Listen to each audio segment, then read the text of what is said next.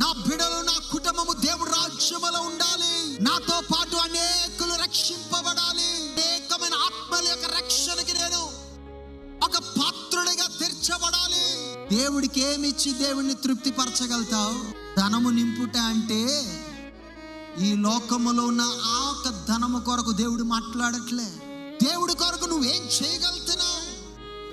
దేవుడి కొరకు నువ్వేం ఇవ్వగలుగుతున్నావు? దేవుడి కొరకు నువ్వు ముందుకు పరిగెట్టగలుగుతున్నావా?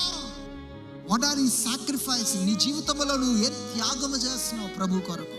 చాలా మంది సంతృప్తి లేక, తృప్తి లేదు, ఈ దినము కూడా తృప్తి లేకుండా మాట్లాడతారు.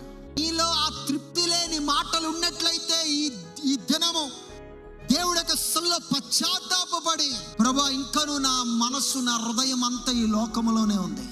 లోకము ఆశించినట్లు జీవించినట్లు నేను జీవించుచున్నాను. పరలోక రాజ్యము కొరకు ఏ చింత లేదు నాకు.